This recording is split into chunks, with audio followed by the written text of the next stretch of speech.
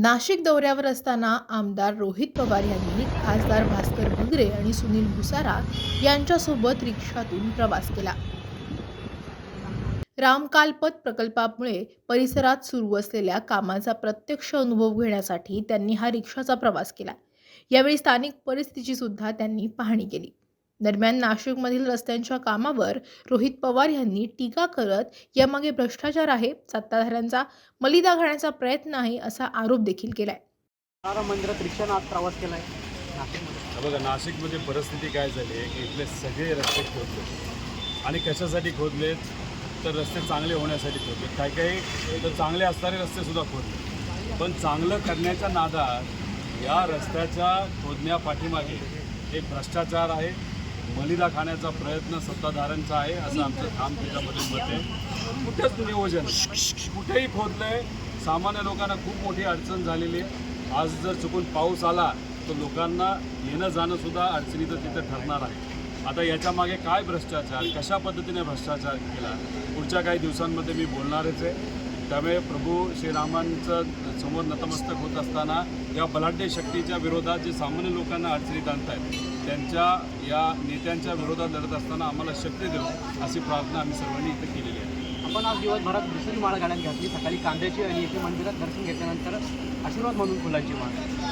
कसं आहे, याच्यातून एक संदेश फार स्पष्टपणे जातो. लोकांच्या हितासाठी तुम्ही लढलात, जसं आम्ही सगळेजण मिळून सकाळी रस्त्यावर उतरून लोकांच्यासाठी तिथं लढत होतो. आम्हाला पोलीस स्टेशनला सुद्धा पिंजऱ्यामध्ये टाकून तिथं नेलं आहे.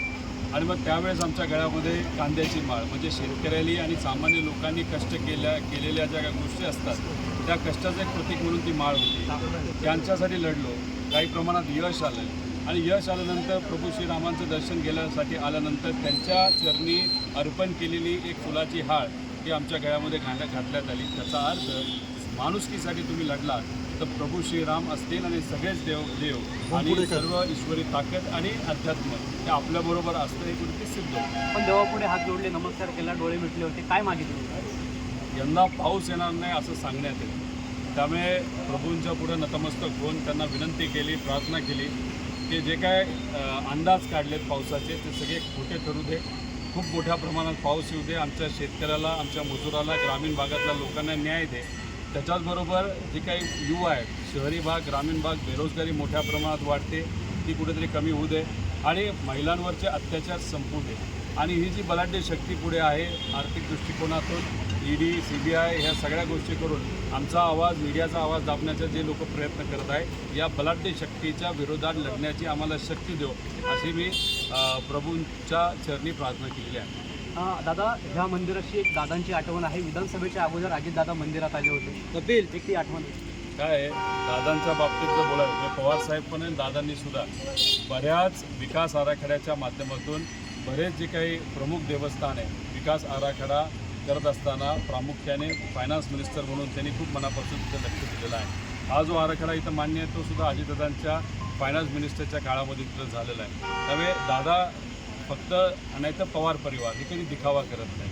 काही लोक दिखावा फार करतात की आम्ही बघा देवदेव करतो हे, पण देवाली आणि अध्यात्माली आपल्याला जे सांगितलं की लोकांची सेवा करा, माणुसकी जपा, त्या दृष्टिकोनातून दादाही तसंच काम करायचे, आम्ही तसंच काम करतो. धर्माचा शोषा आम्ही करत नाही, पण माणुसकी वाचवण्यासाठी प्रामाणिकपणे त्या ठिकाणी नक्कीच लढतो. रिक्षाने प्रवास करत रोहित पवार काळाराम मंदिरात पोहोचले. यावेळी त्यांनी मंदिरात दर्शनही घेतलं. रोहित पवारांनी यावेळी भाविकांशी संवादही साधला. दरम्यान रोहित पवारांना कथित भोंदूबाबा अशोक खरात भक्तांना जे चिंचोके द्यायचा ते एका व्यक्तीनं दाखवले. त्यावेळी रोहित पवारांनी हातच जोडले.